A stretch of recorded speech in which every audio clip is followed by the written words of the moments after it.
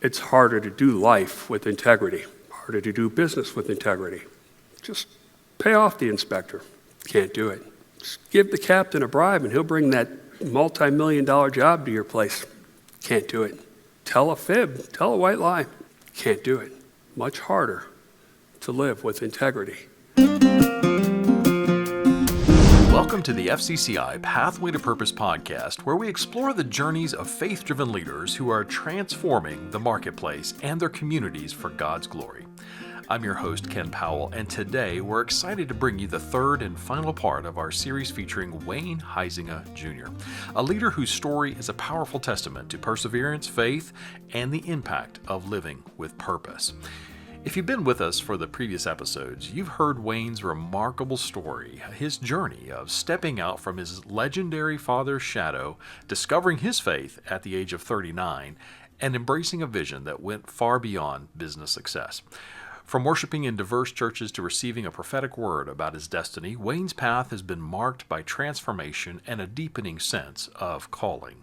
In this concluding episode, Wayne shares how his God-given vision to build a world-class Marine Center became a catalyst for community renewal in Northwest Palm Beach. He opens up about the challenges he faced, permitting delays, a neighborhood in decline, and the temptation to take shortcuts, and how he chose instead to invest in people, serve his community, and lead with integrity. Wayne's story is more than a business success. It's a journey of faith, servant leadership, and legacy. As we wrap up this series, you'll hear Wayne's reflections on what true success means, the importance of impacting lives, and the hope that his children, and all of us, will continue to thirst for righteousness and carry the vision forward. So settle in for this final chapter as we walk the pathway to purpose with Wayne Huizenga Jr., a journey of vision, faith, and kingdom impact. Here's Wayne. At 39, as I shared, I came to my faith, and that's really when God began to fill that void. It's okay. It's all right that you're not going to be like your dad. I have other plans for you. And about that time when I came to my faith, as I said, my bride really didn't go to church. So I went to church everywhere. I went to church in the Spanish community, at the big churches, at the little churches, at the African American churches, which I loved. I loved to dance. I loved the praise and worship. And that's where I met Apostle McKenzie. And he prophesied in my life, and he told me that one day I would be greater than my father. Again, secular thinking. Oh, looking for the next big one. I'm gonna get my shot after all. You know, it's actually still gonna happen. Not what God had in mind, and he didn't really share a lot deeper than that. In 2004, God gave me a vision to build Rybovich, the company that I operate now, which is a world-class marine center. We repair yachts to over 300 feet long, everything from your dinghy, your 16-footer, to your 300-footer. We're one of the top-ranked facilities in the world, and it's been 12 years of hard work. See, God told me that I was going to build this facility, and then he went on to tell me that we were going to use it to change the area where it resides, which is in the north part of West Palm Beach, which was at one time a booming area and then really had massive problems and is in need of being redeveloped. When I bought the company, the building on the main street had bulletproof glass. Nobody really walked on the street, barbed wire on the fences. And so as we began to redevelop our facility, our thought was always the community and that we needed to be involved in the community. So we rebuilt our facility. I didn't want to put any walls up. The city made me put a wall up. It's 5 feet. There's no barbed wire, no bulletproof glass. You know, try to be open to the community. It was tough because it was taking a long time by my standards, by what I'd seen Wayne Sr. standards, and we had a lot of permitting that we had to go through. And it took 3 years for us to get our permits to build our marina. And I remember sitting with Dad shortly before we got our permit, and him saying to me he was not yet a follower of Christ, and saying, son, I know that you told me that God gave you a vision for what you're to build and what you're to do. And I'm like, yeah. And he goes, I don't know how to say it, so I'm just going to say it. Are you sure you got the vision right, son? Wow, really? Fair question. Spending a bunch of money, struggling in our business because we can't permit the vision that we need. Fortunately, a few months later, we got our permits and everything turned around, and we opened our new facility in September 2008, just in time for the recession. 2009 and 10 were better, and now the company's doing great. But I have to confess, I'm 55 now, almost December. Wayne Sr. and I share the same birthday, December 29th. I told my bride that, I wanted to outdo Pop. I wanted twins on my birthday, and she almost slapped me. She's like, that ain't gonna happen. I digress. And I still had hopes that there would be more. I mean, don't get me wrong. I want for nothing. I make great money. The kids are set, run a wonderful organization with amazing people, but I thought that I'd have like a few of them. And that it wouldn't have taken as long to get to where we're at. Taken as long because I look and there's a lot more to do. A lot more to do in our community. It took a lot longer to get the right people to find the right people with the right heart to create the atmosphere to where they would want to reach out into our community. Because as I grew and thirsted for righteousness and asked God what he wanted me to do, he's like, I want you to change that community. I want you to be involved in the local schools. I want you to start tutoring centers. I want you to build apartments that we can take and put folks in. I want you to develop the condominiums that you're already permitted to do, but I want you to be inclusive of the entire neighborhood. I want you to reach into the poor parts, and you have welders and plumbers and electricians and carpenters, and I've seen to it that it's slow during the summer because everybody's using their yacht. And you don't have enough work for them, but your heart is so big that you won't send them home. So rather than just having them find things, what if we send them out in the neighborhood to partner and start to change the neighborhood? I've got 19 of our leaders in servant leader training right now, me as well. And with the hope that as they learn really to lead like Jesus, although at the workplace we really don't say that. We say we want to be a servant leader. We want to help our people, serve our people, help them to realize their God-given potential, that will continue to grow, and that our workforce will more actively go out into the neighborhood and create this change, help to transform, help us to realize the vision. That part's been harder than figuring out the marine industry and how to fix those giant yachts, which was a task. The other part of the vision that God gave, that's the part that's dogging me. That's the part that's so hard. That's the part where I have to be meek when the city goes, no, we don't agree with that. No permit. I'm like, what? This is a great thing. Yeah, no permit. Sorry, you didn't support me in the election. You didn't give me money. You didn't whatever. Whoa, I don't want to go there. Bite your tongue. Trust in me, Junior. I showed you the vision. My word, my vision's not going to return void. Be patient. I'm blessed.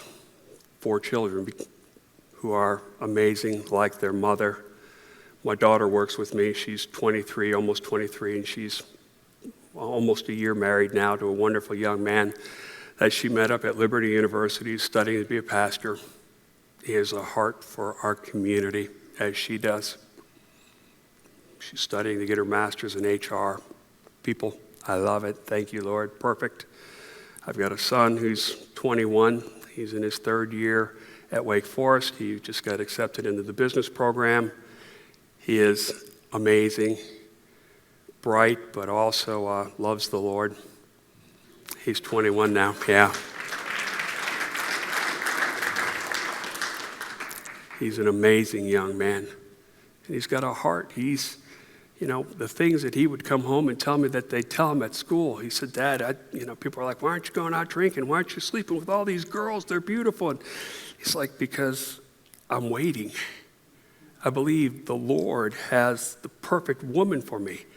He said, Dad, you wouldn't believe the F-bombs they're dropping and this and that and what an idiot and what a moron and what are you doing? And he said, but every once in a while someone would say, I never thought of that. I wished that I maybe had waited as well. He's meek. He's a big guy. Very, very fierce about his Second Amendment rights and a big guy. But he's meek. He's like, Dad, why don't you carry a gun? I'm like, I got too much of a temper, son. I worry more about this than anything, It's not me, but very much strength under control. Just amazing to see. My son, my 15-year-old, super, super sharp, loves technology, incredible geek, which is a good thing now, not like when we were young and you had pencil protector pocket thing and everything. And my daughter, she's amazing. She is her mother, except she'll probably be close to 6 foot tall, and she's blonde and green eyes. And then my older son is very, very protective of her, thank God. And she's a wonderful athlete. And so the Lord has loaded the arsenal. So just in case, as I share with them that we talk about the story of David and how he had made a lot of mistakes like their dad did, but that he had a heart for the Lord, and the Lord loved him because he had a heart for him, even though he had messed up so much, Bathsheba and that whole thing, not to mention the rest, that his job was to provide the foundation, to assemble the things, the trees, the gold, the stones, cedars from Lebanon, everything, but that he didn't get to build the temple. That it was his son's job to do. And so I take great comfort in that. All right, Lord, maybe I'll see it. Maybe I'll see part of it. Maybe I'll get to see all of it. But if I don't, you've raised up these incredible children that will carry on the vision and the will that he gave us, because they, too, like their father now, are thirsting for righteousness. I know I'm getting into your lunch. Let me wrap up here. 3 takeaways. My business partner and I, we talk about that it's harder to do life with integrity, harder to do business with integrity. Just pay off the inspector. Can't do it. Just give the captain a bribe and he'll bring that multi-million-dollar job to your place. Can't do it. Just tell a fib, tell a white lie. Can't do it. Much harder to live with integrity. But if you're living with integrity, then you're thirsting for righteousness because you're close to the Lord. My devotional the other day said that when we reach the point to where we are becoming more and more one with God, that our common sense decisions are actually God's decisions because our mind has learned to think so much like God thinks. That's where I want to be. Harder to do life with integrity, but the reward is out of this world. Secondly, that success is knowing that my loved ones, that my bride of almost 25 years, that my children will reach heaven, that my pop, my mom will make heaven, that those people that I care about most, that I'm doing everything that I can to make sure that they reach heaven, that the people in our community that we're supposed to serve, that after our folks go out and serve them and care for them and help to rebuild their house or minister to them or help take them through financial training or whatever it is, that at some point their hearts will be open enough to say, I want to be like you. Why do you do what you do? Well, let me tell you about my God who wants to be your God as well.